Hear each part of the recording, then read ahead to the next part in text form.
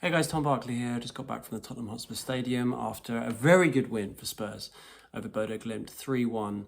It could have been a great night for Ange Postecoglou. I wouldn't say it would go that far because of the late goal for Bodo, but I still think with a bit of perspective, it has been a very good night for them. And yes, it's going to be nervy out in Bodo next week, given their excellent record against a lot of good teams this season with that plastic pitch up in the Arctic Circle. But as Brennan Johnson said after the game, if you had given Spurs a 2-goal advantage going into the second leg, they would basically snap your hands off. And I think that's about right. And I think Ange Postecoglou deserves a lot of credit for this. I mean, he's been absolutely battered at times this season from a tactical point of view.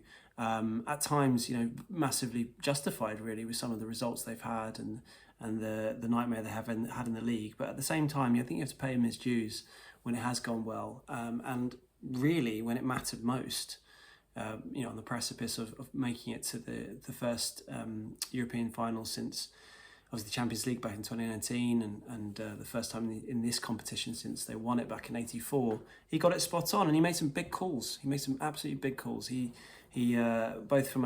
was impressed both from a tactical selection point of view, but also the way he set up. I'll come on to that in a second, but let's talk about some of those selection decisions he made.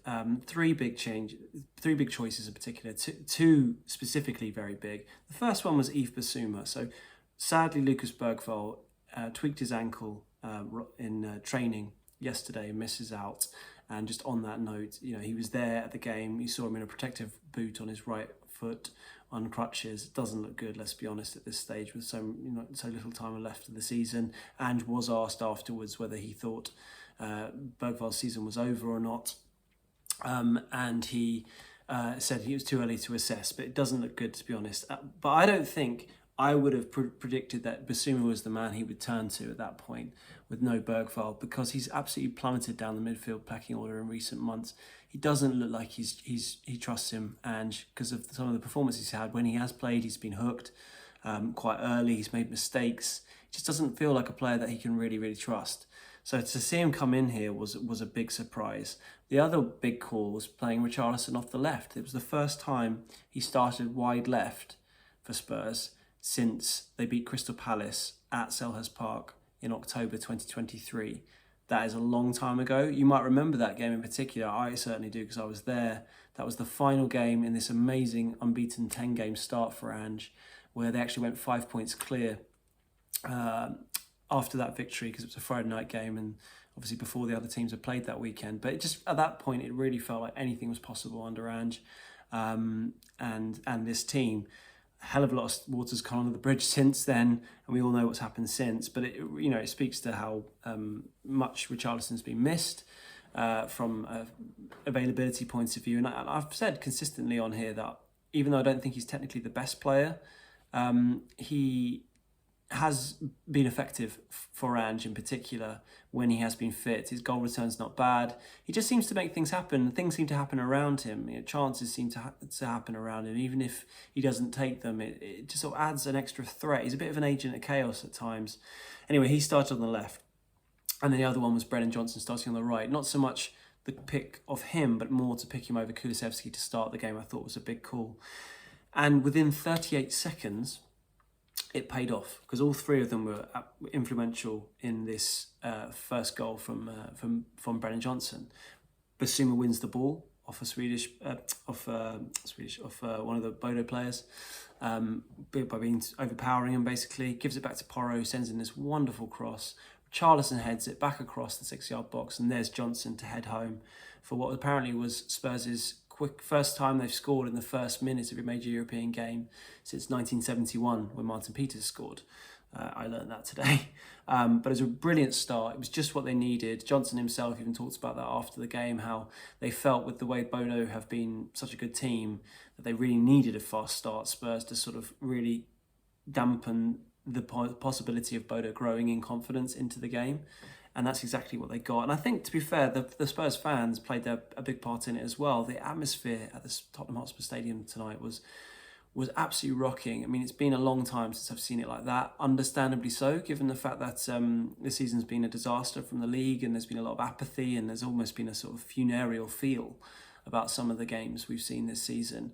but it was rocking right from the off. It was almost like the fans knew that this team is quite fragile, confidence-wise, and they needed but they also were so aware that whether you're Ange in, Ange out, the ownership, whatever, this is quite a rare opportunity of being within touching distance of a major European final. It just doesn't happen that often, even if other teams have been better for Spurs in the past than this current one. It's quite rare this happens, and they knew they needed to play their part, and they really did. Before kick-off with the flags and the holding up the sort of plastic "To Dare Is To Do" banner and all that kind of stuff. Well, not banner, but cards that everyone was holding beforehand, or belting out every single player's name as the team was read out before the game. You really felt that they were behind the team, and there was a real unity in the ground today. Albeit it was interesting to see after the third goal that they were en masse singing the Kulusevski Daniel Levy chant, so clearly making their feelings still known about the ownership. But that aside, well, not that aside, but in the main, the support of everything Tottenham Hotspur was huge tonight, and I think it played a really big part in it, particularly with that fast start. Then Spurs went and scored again around 34 minutes. They threatened to do something similar early in the game when Maddison made this excellent run from deep. Porro found him, and Maddison tried to volley it in and went over, but it was a warning shot for Bodo. And that's basically where the second goal, a sort of replica of that, is what led to the second goal. But I just want to talk a bit about the build-up to it and the tactical approach that I was alluding to earlier about how I was impressed with Ange tonight. It was the second European game in a row where he's gone for a different approach with a great result. In Frankfurt, he went more defensive, more low risk. He had Vicario and Van de Ven sort of whacking the ball away at every opportunity of danger. This was different in a different way. They were a lot happier than normal to cede possession to Bodo and let them have the ball and just try and hit them on the counter-attack. But it didn't mean they were just sort of playing sort of low risk the whole time. If anything, that second goal sums it up. So Bentancur's wide on the right in his own half and being pressured into a sort of being, forced into a bit of a difficult situation. And he keeps hold of the ball and he doesn't sort of just boot it away. He keeps hold of it and plays it back to Van de Ven, who gets it back to Vicario, and they basically play their way out of danger. Vicario then plays it on to Porro and sparks the counter-attack. And I'll talk about that in a second, but Postecoglou, at times, his team, like Liverpool, for prime example at the weekend, overplaying at the back, taking silly risks, just seems to invite pressure on themselves. He's someone who would always argue that way of playing is worth the risk. And that second goal tonight would be probably for him a prime example of where you go, look, this is why I do it. And it did pay off tonight, paid off massively. So Vicario ends up setting Porro away. Porro's obviously got fantastic delivery on him, we all know that, and it was on point today. Beautiful ball, over the top. Maddison, fantastically timed run from deep. Again, gets in, well onside. First touch is like a paintbrush, controls the ball beautifully. Second touch, not so much, a bit of a scuff of a shot, but if anything, the scuff of the shot worked wonders for Spurs because there was the goalkeeper, there were two defenders, and it seemed the way he bobbled the ball effectively managed to sort of evade any of the Bodo backline and roll into the net for a fantastic second goal. And a deserved one. Half-time, Ange makes a switch, which probably had a lot of Spurs fans worrying about Richarlison. He comes off at half-time, Matisse Tell comes on, and you're wondering, has Richarlison injured himself again? But no, Ange said afterwards there's no injury, it was all tactical, it was planned. Basically, they wanted Richarlison's aggression from the off, but after they took the lead, they felt like the game was going to open up a bit and be more fitting for Matisse Tell, who has been in much better form of late. I wouldn't say he's sort of blowing me away with his performances, but he looks more confident and was probably a bit unlucky not to start this game, so that's why he came on. And then they go make it 3-0. Not controversial circumstances, because I think the penalty was right, but I also feel a little bit like a bit of sympathy for Bodo. So there's a corner that comes in, it's not really cleared. Romero's then sort of vying for a high ball with a Bodo defender who catches him with a bit of a kick on his leg. It is a penalty, but it's VAR who picks it up, and he's not trying to hurt him, so I do feel for him, but I think by the letter of the law it was the right decision. And as soon as the referee went to his pitch touchline monitor, you just knew it was going to be a penalty.